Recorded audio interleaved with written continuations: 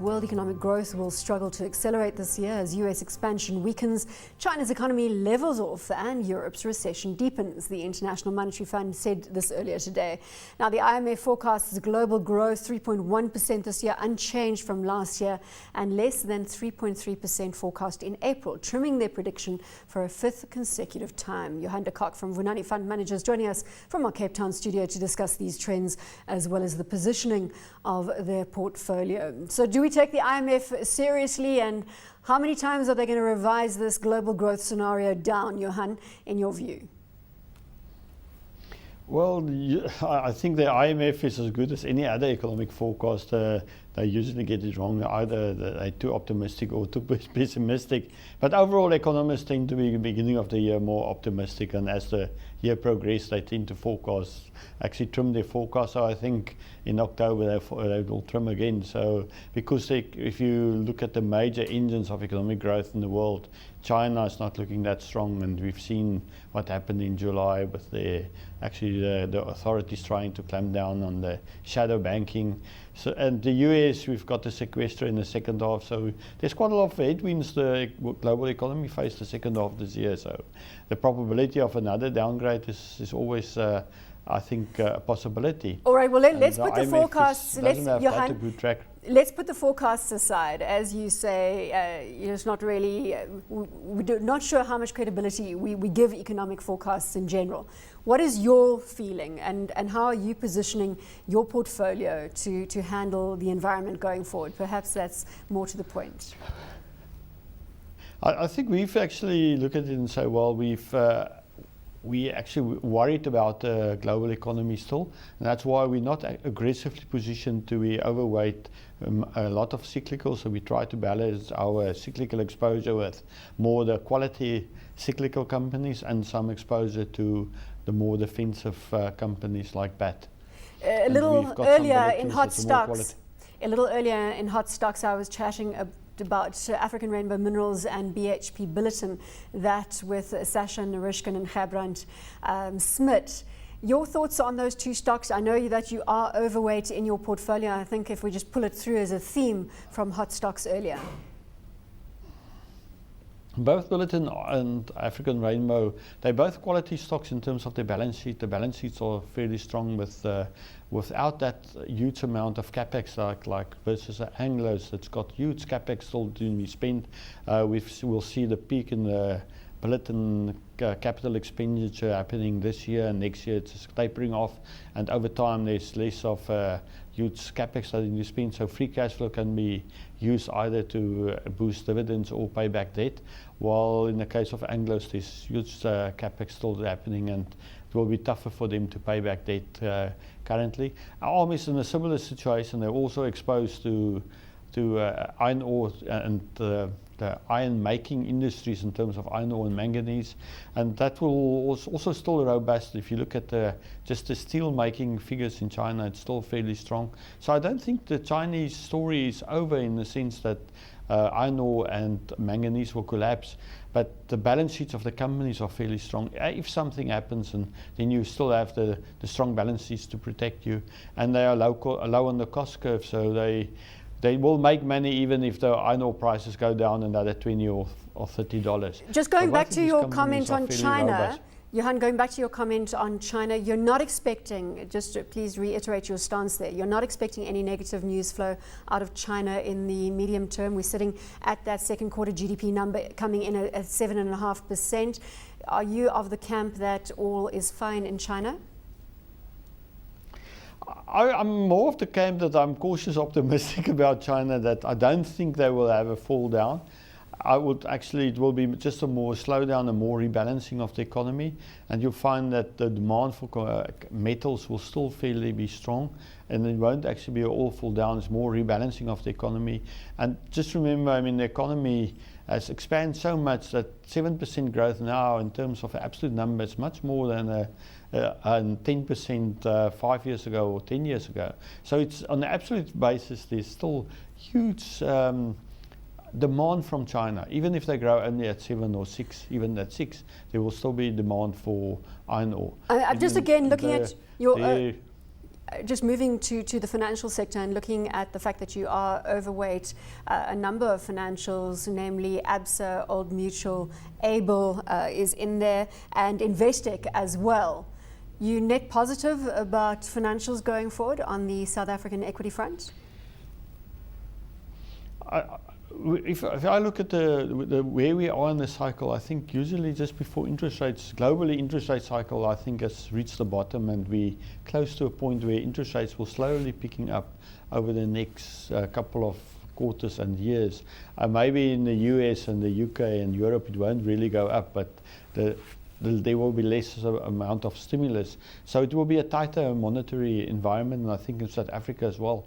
And in that environment, you find that the financials will do better than the pure consumer stocks. So you try to actually lessen your exposure to the consumer stocks and more towards financials, because the endowment effect in the banks will protect them. And the banks, we are actually, all of them are like, all the financials we have in the portfolio have certain reasons why we like them, and most of it is about valuations. That valuations are on their side. ABSA is fairly cheap relative to some of the other financials. Able is a case. Yes, Johanna, I wanted to go directly to Able. How high is your level of conviction on Able? When were you picking it up, and have you consequently bought some more? We started picking up just when the first, I would say, the first cautionary were announced, that warning around 20 Rand we start buying, and we increase our weight till about until at 17 Rand as well. So we, as the share price dropped, we increased our weight, and we significantly overweight. I've got fairly good conviction that if you take a longer term view, a 2 to 3 year view, that Able will perform well. They're still making money. It's not they are losing money. They're just making less money, and there's an increase in bad debts. I'm pretty sure that Able will survive this whole crunch. Are you sure enough to buy more? Are you sure enough to buy more at 15 Rand 80 of African Bank? No, I think if the share price goes lower, we will definitely buy more. We're already overweight, so we've got large conviction in the view that it's extremely cheap, and over time it will actually gain good, and some will be rewarded for actually having that exposure into Able. All right, now let's look at the opposite end of the spectrum, a stock like Old Mutual. And you were saying earlier that a number of these stocks were looking attractive from a valuation perspective. Do you think that Old Mutual has significant legs from here? I think if we think back about Old Mutual, the history, I mean, after the financial crisis, they started restructuring internationally, and they haven't actually really started operationally to be more effective. And I think the second phase of Old Mutual's run that we will see over the next couple of years will be that they will be operationally more efficient, try to take out more costs out of the system, and that will actually be positive for Old Mutual going forward.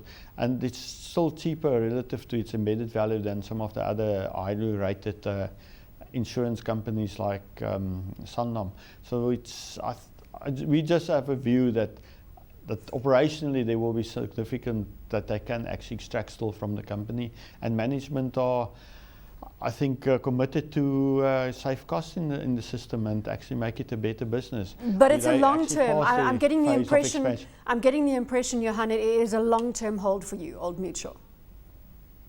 Yes, it's a long-term hold rather than short-term gains that we tend to actually view companies in the long term and try to just take a view that over the next 2 years or to 3 years they can actually perform well from from the environment and how they actually run the companies. Bidvest, interestingly, we were chatting about this the other day again on Hot Stocks, and the comment was made that the Brian Joffe era could be coming to an end, and that potentially we could see a big bang theory around Bidvest and the company effectively being broken up. Is that far-fetched? I would say it's not for fetch, because we find when you've got these companies that were built up by somebody, it's usually there will be some businesses that doesn't perform that well and some that will perform excellent. We've seen it with Imperial when Buildings stepped down from the company. There was quite a lot of change. There's some divestments and some acquisitions, and I think that the same will happen to Bidvest. I can easily see that the foreign part, Bidvest Food in Europe, been broken up and listed separately. But I think the environment in Europe is not conducive currently, so I think the time frame for that is a little bit longer out. But it's still a well-run company and very defensive. And it's also the business model of being fairly less capital intensive.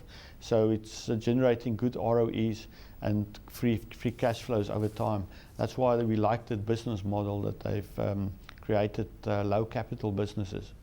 All right, Johan, now it's time for Moment of Truth, where we ask you the best investment decision you've ever made, followed by the worst investment decision you have ever made. And so you've got just a couple of seconds to answer me on that.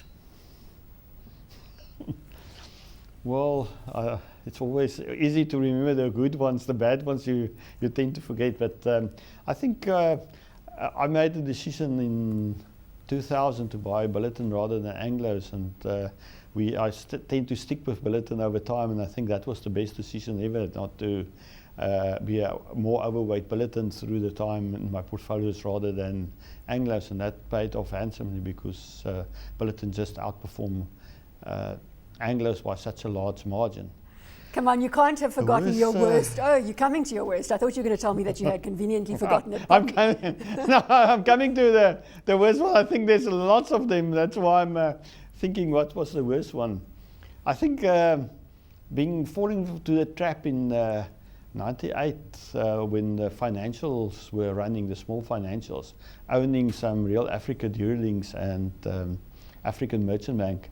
I think those two were the worst investment decisions ever.